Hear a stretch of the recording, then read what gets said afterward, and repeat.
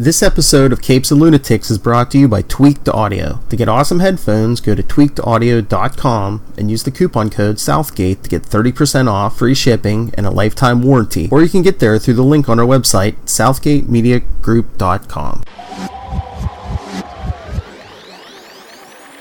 Yeah, surf the beat cause the bass is bubbling. Gotta get it in before it comes tumbling down. There's only so much time to find this kind of rhyme to express my mind. Sweet that has ever been made will eventually fade like the money we made. Welcome to the CageCast. I'm your host, Charlie the Professor Esser, and with me, as always, is my skinny, rich, mixed martial arts master friend. Yeah, let's throw everything in there. It's Mozz. Oh, you know, Mozz, I mean, every day with you is just so much fun. You know, you are actually really beloved on the entire Capes and Lunatics podcast network. You know, every time I meet with them, oh, we love Mozz, and Mozz is great. I wish Mozz could come in and do more stuff with us. They love all of your great insights, and honestly, you carry me in so many ways. Oh man, I just try to be supportive, and I'm grateful to have the opportunity to talk about stuff, and I love these conversations on these things because it's always sort of a philosophical exploration into these shows, and that's I love that stuff. I know, and you know what, you come and you bring a lot to the table, and that's what I love about doing these with you, Mozz. I mean, you're great to work with. But tonight's episode, Season 2, Episode 4. I get physical. Ooh. I get physical. Come on, I get physical. Yeah, you know. I know that's not their intention, but because I am a white boy from the 80s, I immediately go to Olivia Newton-John the minute I hear the word physical. So I'm getting physical with you. And it's like, physical. Yeah, that's where my mind goes. Okay. Right. I Get Physical, Season 2, Episode 4. As footage of his fight with Bushmaster goes viral, Luke struggles with the after effects and follows a trail of clues to Tilda's shop. Our director this week is Sally Richardson-Whitfield. Archie Goodwin and George Tuska, of course, created our Luke Cage comic book character, along with Roy Thomas and John Romita Sr. Chio Hodari Coker gets our created by. Our written by is our Matthew Lopez, still not telling us who our mysterious head writer is. Or, you know, we don't know our hardest working person in show business. I don't know why IMDb is just leaving that on the table for some reason. Anyway, so what I like about this episode, when we open up, is we actually, you know, we get in that end of the scene just a sucker punch, and it's kind of implied that, you know, Luke gets sucker punched and just goes down. Right. What we do see in this is that Luke does get back up and there is a fight, although Bushmaster does win because Bushmaster is a better fighter. He's a very fast fighter, and this is one of the things that I mean, he's had a benefit that the other guy hasn't. He has tape to watch. So Luke doesn't know the fight is coming. Luke doesn't know, you know, what combinations this guy likes throwing, what is his second favorite combination, and he hasn't planned for it. Whereas this guy has seen his power and has planned for it and has come with a surprise attack. So it's not a fair fight in a sense. No, it is not a fair fight at all. At all is it not a fair fight. Like I said, it starts with a sucker punch. Luke Cage, he's walking down the street thinking about what he did, because he did put his fist through the wall a few moments ago at Claire's apartment, and he is walking down the street, and all of a sudden, out of nowhere, sprawling, you know, someone whacks him upside the face with a fist. And as he's sort of regaining himself, and not for nothing, just as a reminder, we do know that this is Luke Cage's weakness, is that his body is bulletproof, but his brain is still kind of mushy. His brain is actually bulletproof too, because I do think every cell in his body does have this kind of quality to it, but it gets sloshed around. Right. So he can get a concussion, as we saw a near fatal concussion when Jessica Jones hits him with the shotgun. Right. in the first season of Jessica Jones. In this case, he is subject to these same feelings. And, of course, he has this problem because, of course, and this is, I always remember it's this thing. So if anyone was a fan of Deep Space Nine, you may recall the episode where I believe it was called Trials and Tribulations, where they go back in time to the Tribble episode. Mm-hmm. And all of the actors have to put on the old uniforms, and they make the comment about how the red and gold uniforms had switched, where red used to be support and now it's command. And they do a lot of things, but one of the things if you ever watch the behind the scenes stuff, is they were talking about the difference in fighting styles. Because in the 60s, you did these big, broad right hooks as your fighting style. Whereas by the time the 90s come around, you're doing these more karate moves, And I think this is very much where we see Luke Cage here, where he's got his standard haymaker brawler style fighting. And Bushmaster, he's being fast and agile and nimble. And he's ducking out of the way, and he's throwing his kicks and doing his little, backflip moves. Right, there's a lot of capoeira in there. Yes, very much, yes. That's the word I was looking for. I could not remember what it was called, but yes. Yes, the capoeira is very much at play in this, and that is, I think, a great aspect of the story. I think it is one of the things that makes this a really, really good thing to see with... as I said, and you may recall this, I made this point I made this point several times, but the greatest superpower in the comic book universe is Kung Fu. Kung Fu, right. Kung Fu and hypnotism. Hypnotism is the evil power. Kung Fu is the righteous power. Because they're the things that you don't need to be superhuman to utilize. Right. If we ever get, Chung... That's not Chung Li. It's Cheng Shi. If we ever get Cheng Shi in here, that I hope we get Cheng Shi in the second episode, the second season of Iron Fist, because they're doing a second season of Iron Fist, and I pray we get Shang-Chi, because Shang-Chi is the master of the martial arts. And when they say Doctor Strange is the master of the mystic arts. This is a guy who doesn't need a dragon to have an iron fist. And I would love to have that nice antagonist protagonist kind of thing with him and Danny in the first half of that story arc, and then they sort of team up, because heroes, they have to fight and then team up. That's right. So if that's the case, then maybe, because from what I've heard, Davos is going to be the big baddie in the second season or the next season of Iron Fist. So maybe if Shang-Chi shows up, they have to team up to defeat him, and maybe that's a way to win Davos over to the side of good. Well, yeah, I don't know if that's going to happen. All right, fair enough.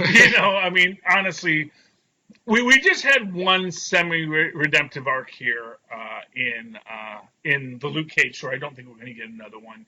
Honestly, if we're going to get a redemptive arc, the redemptive arc we're probably going to get next year. This is my big prediction in Daredevil season 2. Oh. I think we're going to, or season 3. The next Daredevil that's coming up. My prediction, mark my words, is we're going to get Wilson back from Jessica Jones. He's been brought back to life, and he's going to be fully nuked. So he's going to have the flag tattoo and all super soldiered up with cybernetics and all this kind of stuff.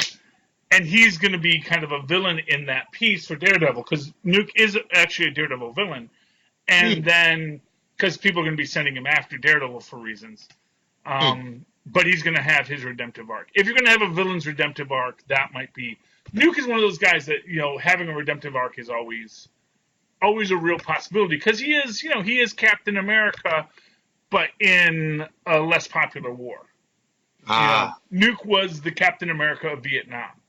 And so Nuke's story, He's Frank Wilson in the comic books. I forget what his first name is in the Jessica Jones story because they didn't give him the same first name. Like Tilda. It was Dillard. Will Simpson, isn't it? What? Will Simpson, isn't it? Yeah, Will Simpson. That's it. Will Simpson. It was Frank Simpson in the comics. It's Will Simpson. Yeah, I'm bad with names, but just like they did with Tilda Dillard, Matilda Dillard, not being Tilda Johnson. Although we do know that this is Deadly Nightshade. So that's a character, Nightshade? Oh yes. Oh, I'm sorry. That's so like, she's because in this episode she starts experimenting with the mixture of herbs. Mm-hmm. Ah. Yeah, well, because she is, it's an interesting thing. Is she a Dillard? Is she Johnson? At the end of the day, she was always a Stokes. And I think that you can change your name, that you change your name doesn't preclude your lineage and the world you were raised in and the things that made you who you are. And that could be both to the detriment of you, or perhaps it's ennobling. In this story, we see, we have seen the idea of Luke Cage, originally Carl Lucas. He rejects the Carl Lucas name to be Luke Cage, but in the end, who he is the one who was raised right. And in that quality, there is maybe an idea that, as much as you want to change who you are is something deeper. Even, whether you are the guy who gets involved with criminals, whether you are the guy who is, whether you had the good life or the bad life, your criminality or your heroism is predetermined not by the choices you make or by the world you've been set in, but it's determined by the choices you make, not the world you've been set in. So Tilda Johnson is given all of the opportunities that anyone could have ever asked for, was not placed in the world of criminality, but perhaps by the end of this all, we will see that she too is a Stokes, because she does not have a problem giving Deadly Nightshade to the bad guy. And you could say, well, he's the bad guy. Maybe, he's going to use it for good purposes. But she doesn't know he's the bad guy yet. But, Yeah, but the way he pitched it, he goes, listen, I mean, you recognize I'm not a safe person to be around. Give me what I want, and you won't have to see me again. And that's a great proposition that anybody would take. Well, exactly. So I think that there are a lot of arcs in this story. And I think, I think one of the things, everyone always talks about how these Netflix shows do have that dragging metal part. But I do feel that one of the qualities that we see in this is that there is story behind it as well. Trish, you're going to have to plug in the microphone. Anyway, kids. He's making himself some spaghetti. One thing I found interesting here is towards the end of the episode, you learn sort of what Comanche has been up to. Mm-hmm. And it paints the whole situation in a different light, because here Shades is doing his best trying to watch Mariah's back, and Mariah somehow sees something in Comanche that she doesn't like, and it's almost like she's trying to watch his back. Well, yeah, because neither of them knows it or recognize what they're doing for each other because they're so busy with their own sort of thing. That's interesting. Yeah, well, the thing about Comanche is that, and this I think is something that we're going to see later, is this idea that he is stuck in what he thinks the world should be. And when you see him dragging on Mariah earlier, because he's the first person to drag on Mariah and to say, oh, why are you with her? that old broad when you could be with anyone. Right.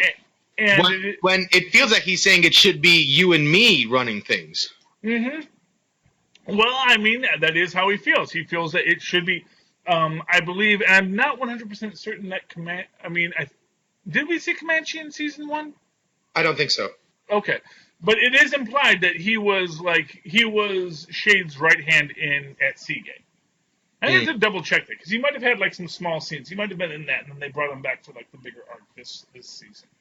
And it is this idea that when they were in Seagate, he and Shades basically working for the Doctor were the, right and left hand of this criminal enterprise in prison, and they're working with the screws, as they say, because it is to their advantage. But of course, as soon as you get out of prison, the world changes. What happens in prison isn't the world that's outside of it. And I think that one of the conflicts that we see with Comanche and Shades is Comanche still wants what they had,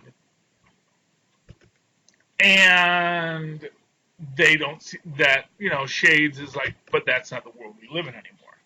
That was that world. This is this world. And as much as I liked who we were there, I have to be a different person here. And I think that's sort of what we're looking at between the Comanche and Shades. And Comanche is the leak. We see this episode. He is meeting with the captain of the guard. Which actually, the first time I saw that, I actually thought, because I was, I'm always watching these the first time when I'm like half asleep. And I actually thought that was actually Mariah's lawyer. Because, older, deep-voiced black men, when you're half asleep, kind of all sound the same. Yes, I said it. You can call me racist, but you're a deep-voiced African-American man, and I'm half asleep. I might not. I don't know. That could have been James Earl Jones for all I know. Oh, please. Yes. But no, and I mistook that. I will admit to that. I mistook that. And then, like, on my rewatch when I'm awake, I'm like, okay. So that was my first watch, because I always watch, half in the bag and half asleep. Tristan, do you have a fork? What I found interesting about that was because he's been painted as the hapless, department head who doesn't know what else to do, so he just sticks to the rule book because it's safer than trying to come up with new ideas on your own. That's how he's been. And all of a sudden, when he is telling Misty to back off that he's got this, maybe he does. He's got his irons in the fire too. He's working his angles too. He's not a dummy. Well, yeah, exactly. I mean, that is what we're seeing here. Is he is building up his own case against the Stokes, because everyone, that's the thing. Is like when you talk about what everyone needs, everyone knows the Stokes are bad. Everyone knows that Mariah is bad guy. not. Yeah, everyone knows she's a bad guy. But she doesn't know she's a bad guy. Oh, well, I think she knows too, and she's, but that's the arc of the story. Nobody think, and it's always this thing that because the person doesn't just go along with you, everyone's like, oh, you must be on the take, you must be this or that. No one ever assumes, no, I just have my own thing going. And we do see that the captain does have his own thing going. He is finding his own way to make this work out for himself. Yeah. He is finding his own way to try and get deeper into the story because, as he says, he sprung Comanche from Seagate expressly so that, because he knew that he would be able to infiltrate in with them on Shades' recommendation. Tristan, did you stir that and put that in for the second round? Okay. Sorry. A little bit of domesticity here. My son's making himself microwave spaghetti. I just like tasting the cold noodles. It's fine. Anyway, yes, so Comanche is being brought into this to accomplish this purpose. And for what it's worth, he does try warning Mariah about this shady stockbroker guy that's, going to steal her money. So obviously. Well, actually, I mean, I gotta say, I don't think that's necessarily the case. Oh, wow, okay. I think that, and I thought at the time, I mean, like, yeah, you're kind of meant to think that, but that is, like, I think kind of misdirection. Oh. And I think that basically you can't trust the source when it's Comanche. I think that Comanche is trying to wear her down. He's trying to mansplain to basically what Comanche's doing is he's saying you're just a dumb broad. You don't understand how complex this thing is. And much like Shades does, because I do think Shades and Mariah are very much cut from the same cloth. You know, Shades is always silent. Whenever someone explains something to Shades, he never comments it on the time. Like, this is why when he shoots Arturo, it is such a shock. Right. Because that is not what Shades normally does. Shades is even when Comanche himself insults him as he's walking out, saying, "Hey, does she have your manhood in her purse?" Yeah. He just takes it and walks away. Exactly, because that's how Shades rolls usually. Right. And that's how Mariah rolls. But because, you know, not for nothing, we're so used to mansplaining, we're like, oh yeah, Comanche totally knows what he's talking about. Whereas Comanche just got out of jail. Yeah. And he basically might as well be quoting an Alex Jones site about Bernie Madoff. You know, because basically what he's saying is you didn't do your due diligence, and it's like, yeah, I read a book while in prison. Exactly. I once read a book on this subject, and it is just like Mariah Dillard was a councilwoman. She has been hiding funds for years. This is not her first illicit activity with funds, and nobody is giving her respect. Even Shades isn't giving her respect on this. Everyone is thinking, oh, clearly Piranha is trying to take her money.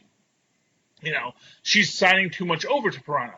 Piranha is, you know, has too much power, and certainly that does get to be an issue. But as we see very quickly, Mariah is not the fool people think she is. You know?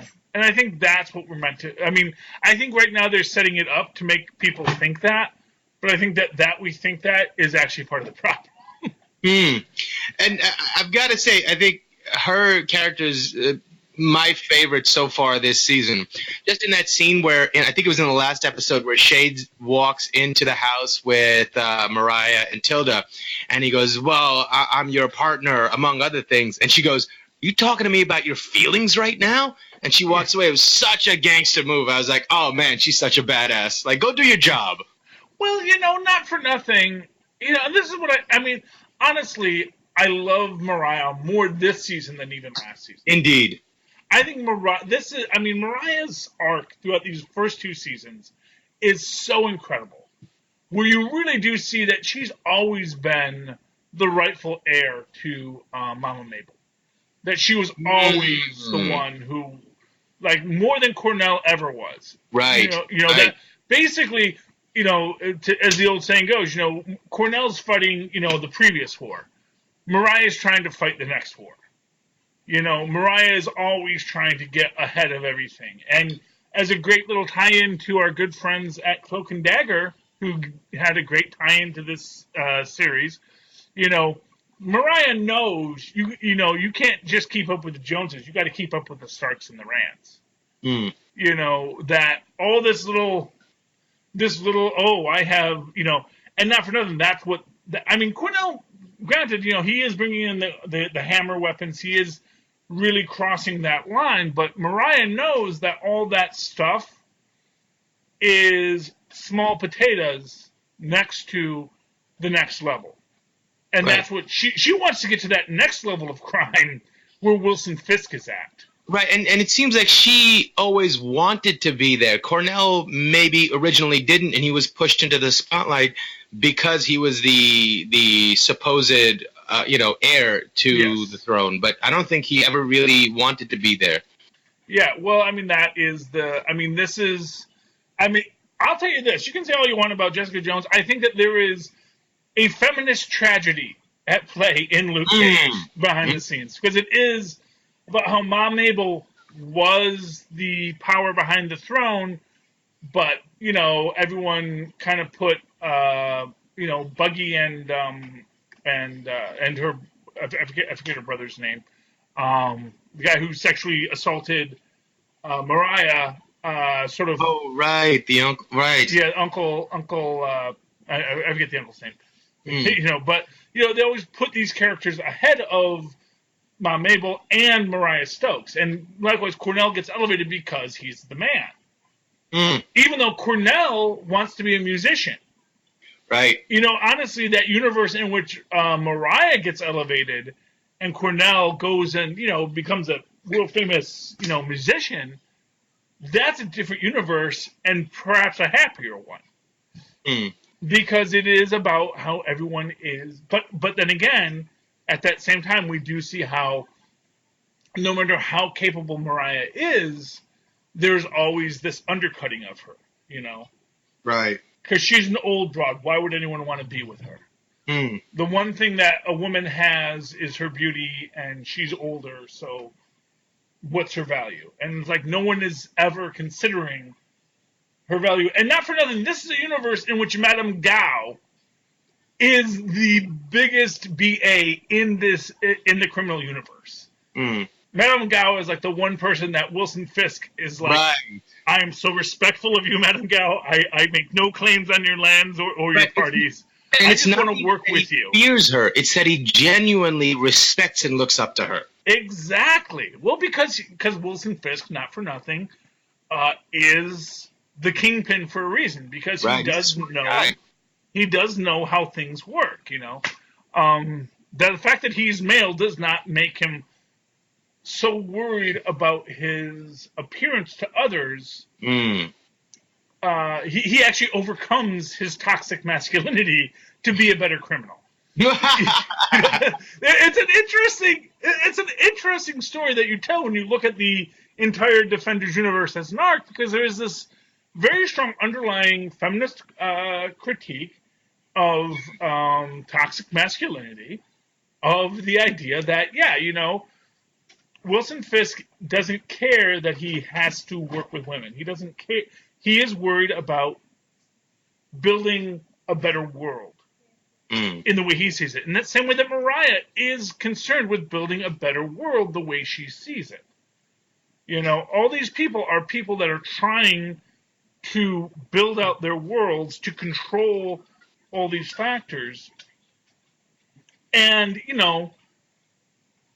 the fact that these people get undercut for whatever reason is a telling quality to it. And I think that is Mariah's story, is that she is someone who has always been trying to build out a better Harlem, a better, that she actually, she may care about Harlem for her own self-serving purposes, but she does care, in the same way that I think that Wilson Fisk cares about New York writ large, or maybe Hell's Kitchen, for his own purposes, but still he cares, Right. That, every villain is the hero of their own story. Right. Although, of course, at the end of the first season of Daredevil, Wilson Fisk embraces his own villainy. He knows he is the gangster, as we'll learn in this series about whether or not you're going to embrace being a gangster. Whether or not you're going to make that journey and accept the fact that you are the unjust men who beset the righteous upon the road. Really, I gotta say, the Netflix Defenders universe is as interconnected, if not more so, than either the MCU or the DC television universe. Right.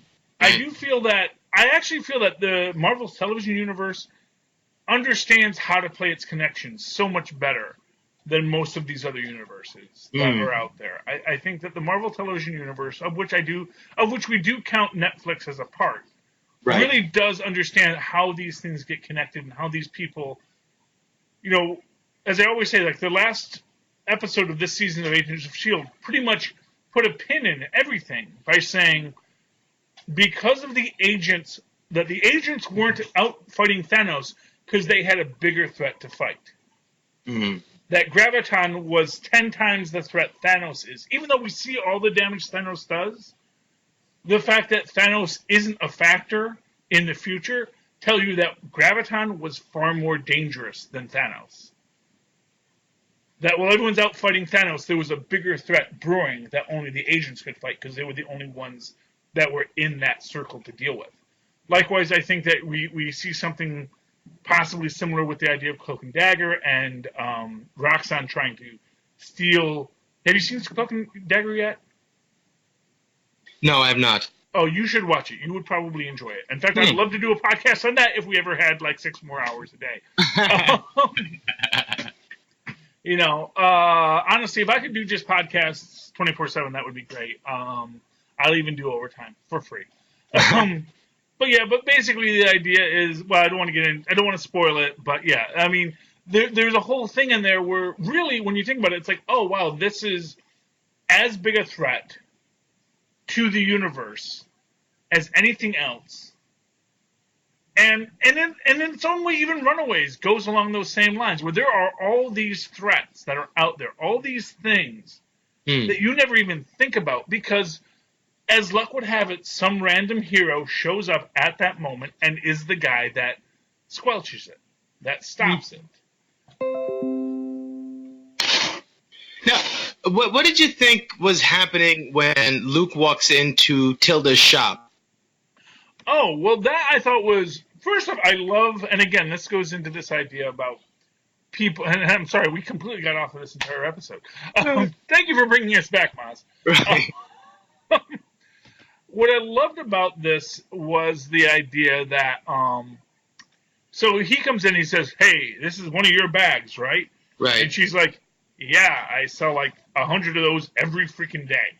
And meanwhile, she's seen the video. She knows exactly who the guy who beat up Luke was, and she knows exactly how he was able to do it, and she knows her hand in it. Mm-hmm. Exactly. And she tells him nothing.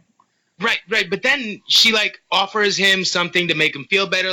I wonder, because half the time I was hoping, please give him the strength to be able to fight the other dude. Give him the strength on the inside as well, like the other dude has.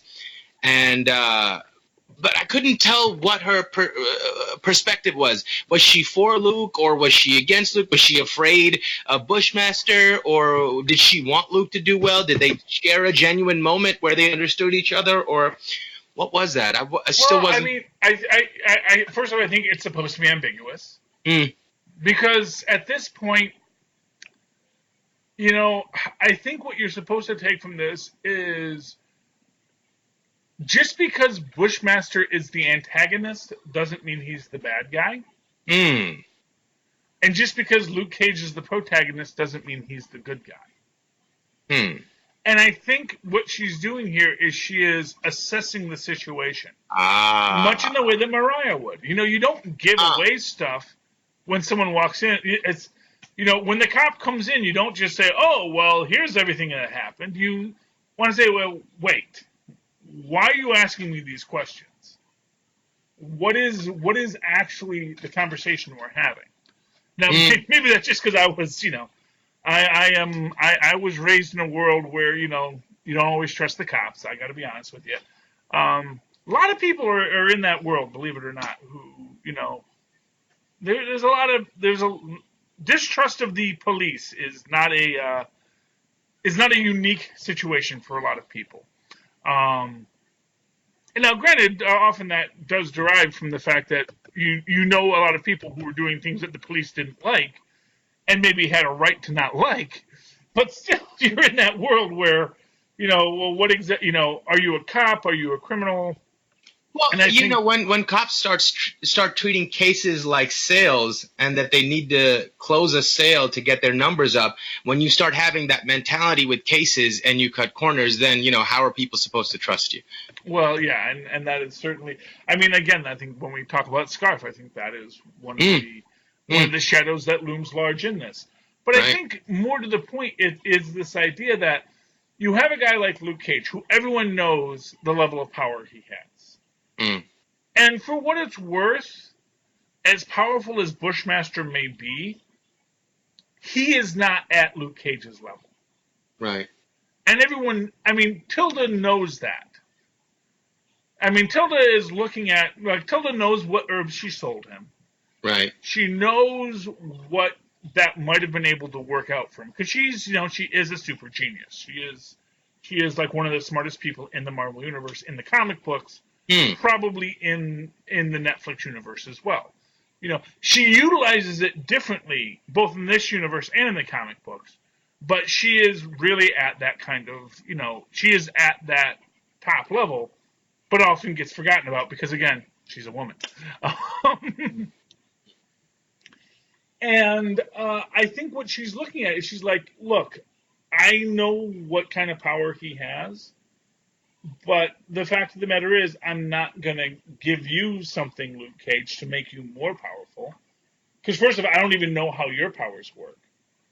And if we are going to really go down that road, I don't know that you're going to do what I want you to do with those powers. See, and that raises a very interesting question. Would Luke have been better served had he walked in there with the same mentality that Bushmaster did, to intimidate to get what he wanted? Maybe he would have gotten what he wanted, whereas he walked in there trying to be nice, and he allowed her to have some space to choose whether or not he got what he wanted. You know what I mean? Yeah. So the question for Luke is, should I be that guy or should I not be that guy? I mean, that's certainly a question, although I think that if you really want to deep dive into it, you could really ask was how intimidated was Tilda at that moment? I mean, certainly... With Bushmaster? Yeah, I think Bushmaster is a scary guy. Right. But he's the one coming to you for help.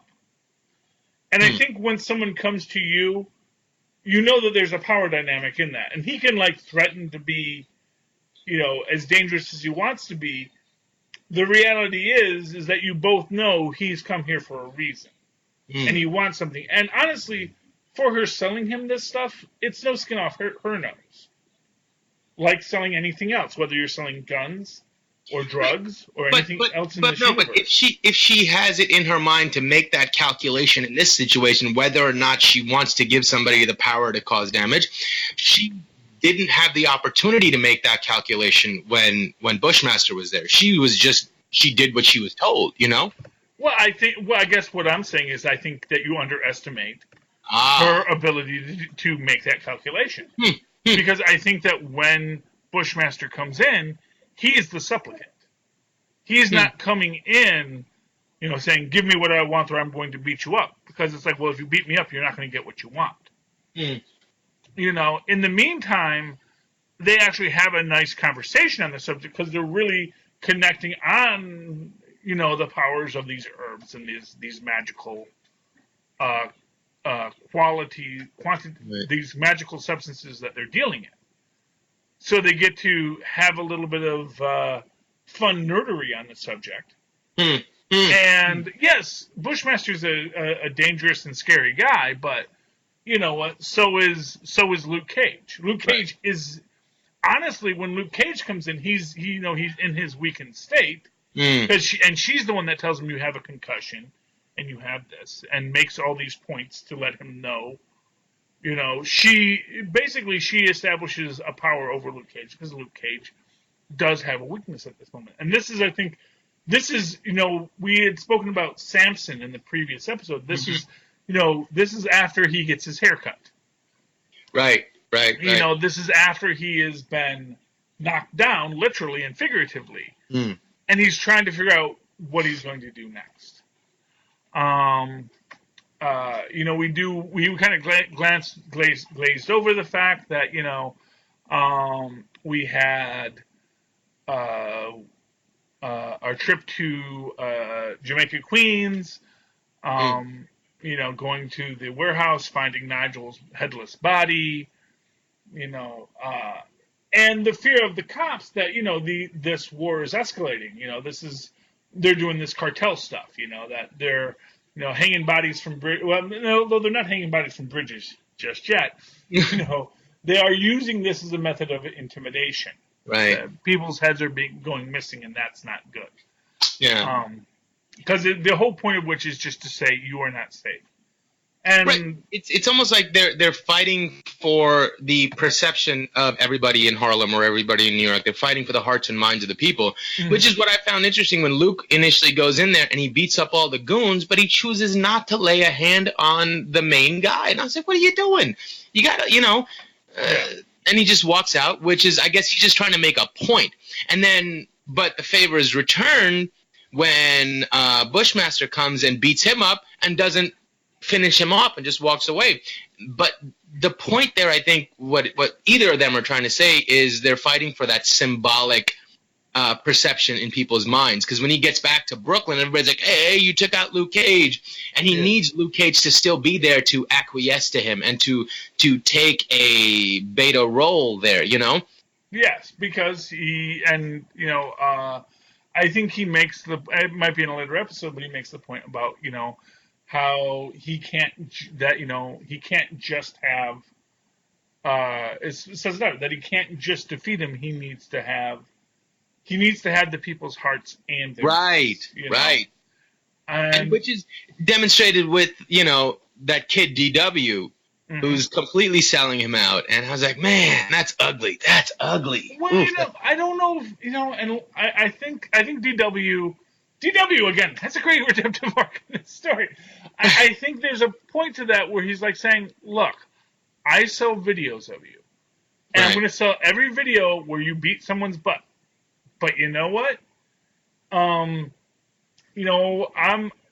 not going to sit here and lie to the people and say, oh, no. But at the same time, if you're going to take that road, then Luke owes you nothing. You don't get to sit around in the shop and be one of the crew or to have special access so that you can put it up and you can run your business because I allow you to be periphery to my situation, Yes.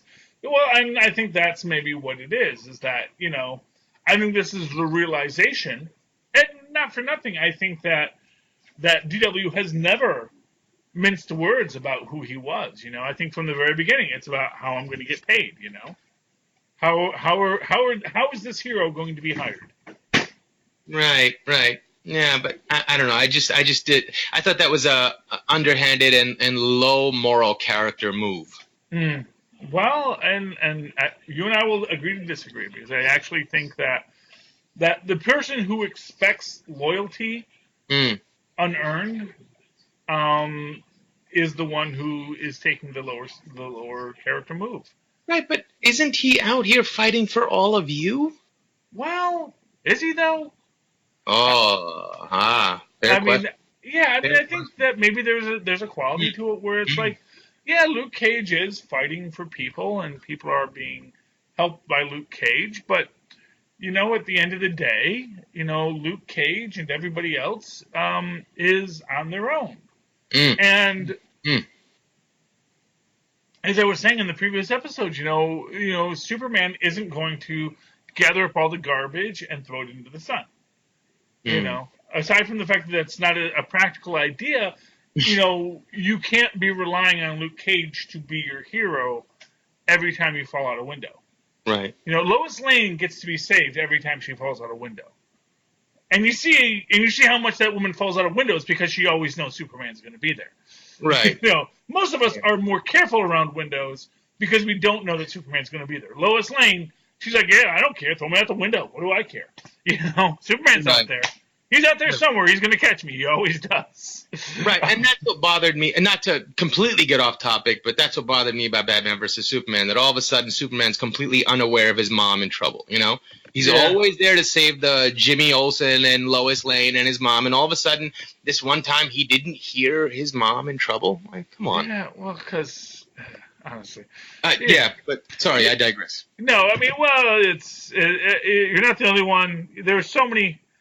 I still don't know why the Green Lanterns didn't show up in Justice League. Mm-hmm. It's like, even if you don't want to introduce any Green Lantern, if you don't want to introduce... Basically, you introduce the idea of Green Lanterns, and then they don't show up. So that we know that there's a space police in this neighborhood, but for whatever reason, the space police just said, that's Steppenwolf. Earth, who cares?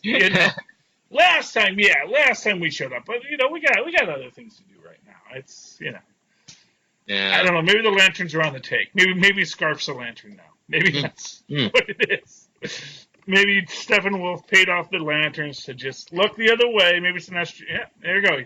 Paid off Sinestro. Sinestro was supposed to be there. He's like, no. I I got a side deal worked out. Yeah. Anyway, How about that final scene with Misty, where she gets the little envelope with the R on it? Yes. We've been waiting so long for this. So long. Yeah, we have been. You know, it's like we know we had to go there.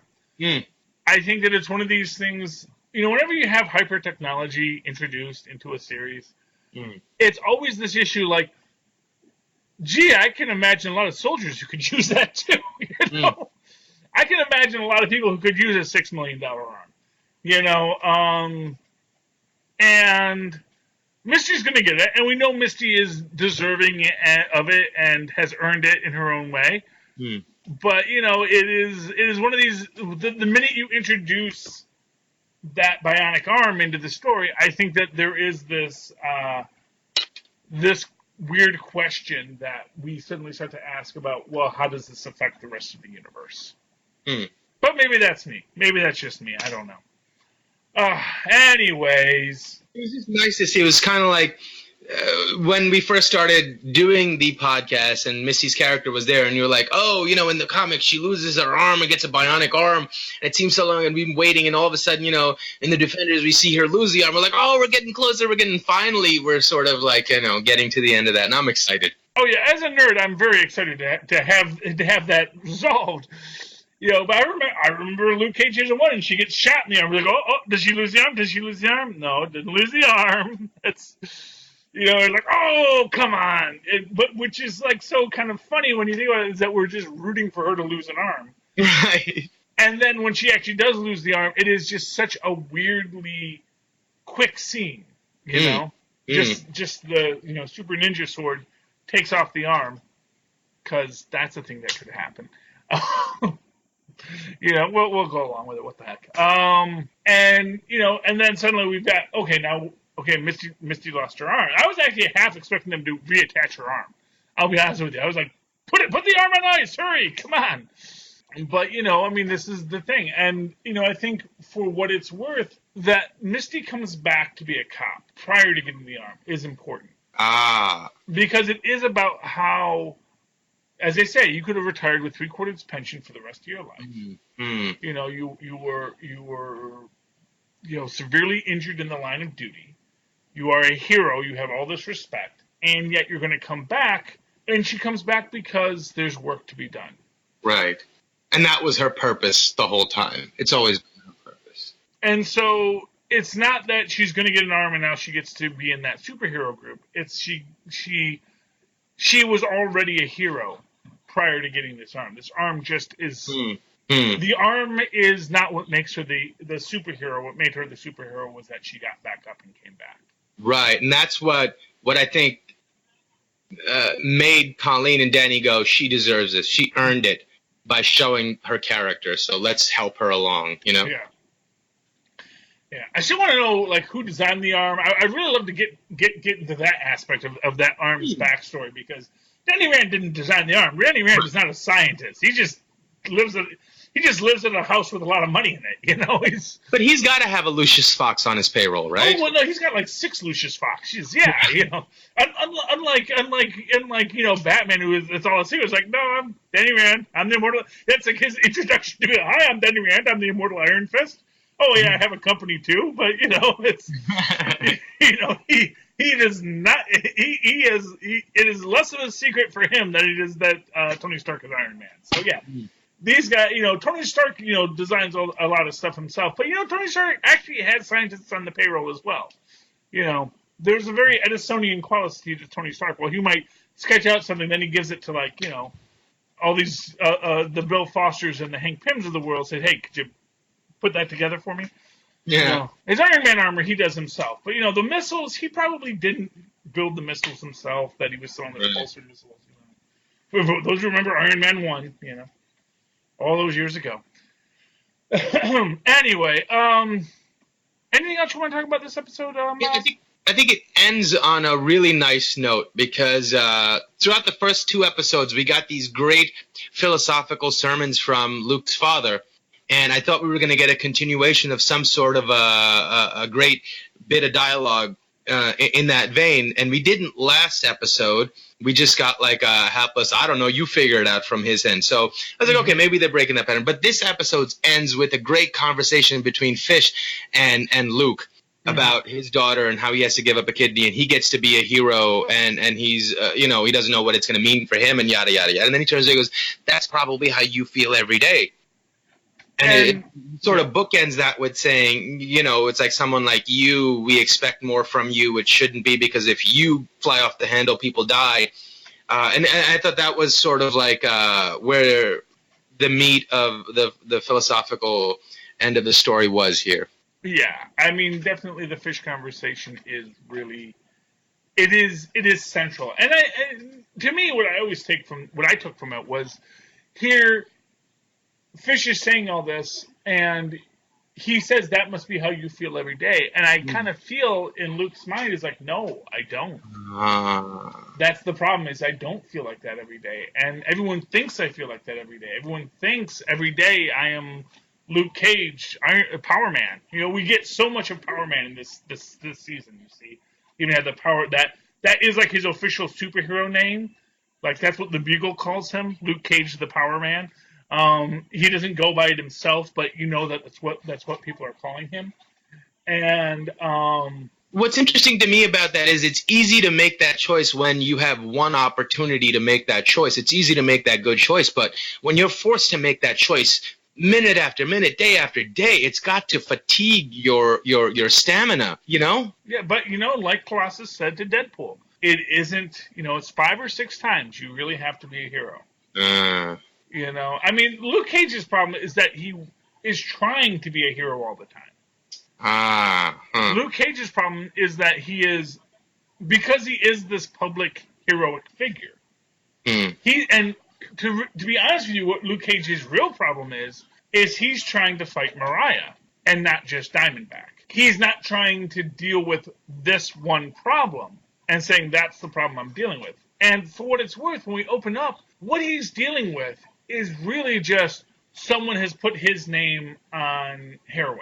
Like, when we look at what our original, the impetus of this whole story is, someone put Luke Cage's name on, which is sort of like, which is kind of like Hanna-Barbera suing you for selling ecstasy tablets that are in the shape of Fred Flintstone.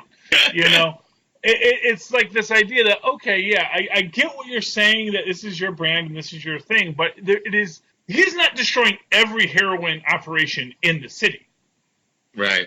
He's destroying the ones that are marked as Luke Cage, which immediately makes you wonder, why are we branding this stuff Luke Cage? You think someone might have said, although, I mean, it comes back later, it makes for an interesting arc on the story, but the idea is that, his reason for being a hero, to tie it again back to Samson, becomes somewhat petty. Where, like, yes, he is being heroic. He's doing this heroic thing.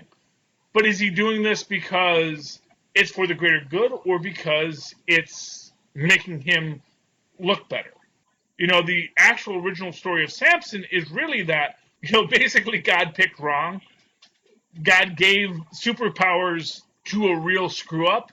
But, he's fighting the, who is it? Not the Phoenicians, the Philistines. He's fighting the Philistines.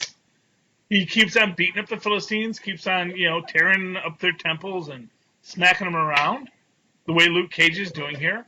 But in the end, it's not because he's a good person. It's not because he is religious or a servant of God. It's because God gave him this power. He was given this power. Now, eventually, when he is brought low, he then has his redemption arc.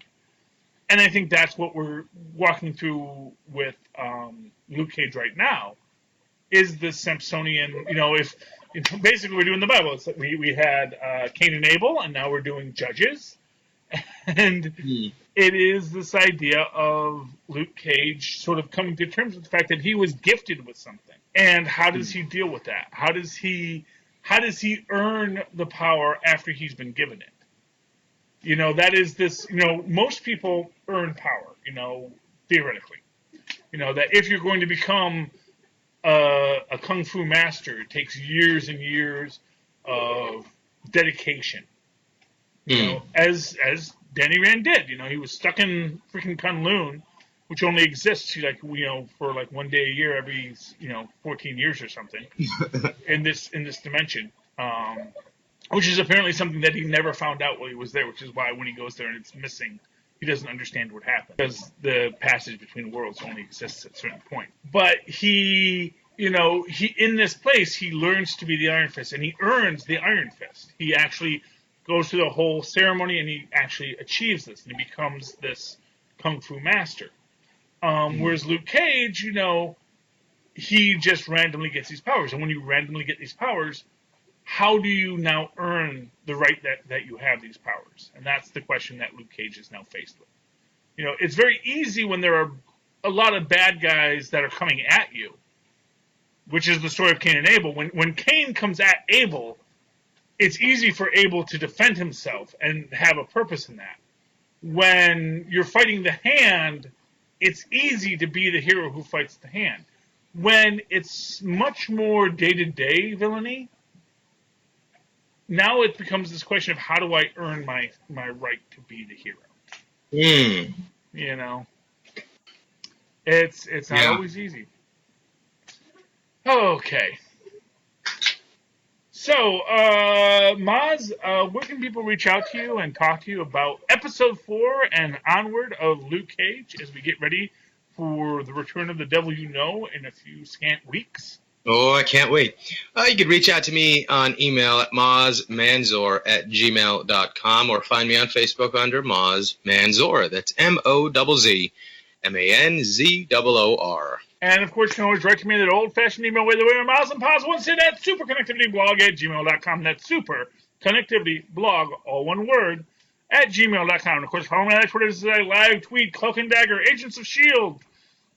If they ever come out with that new Warriors show that looks good, it's got Squirrel Girl on it.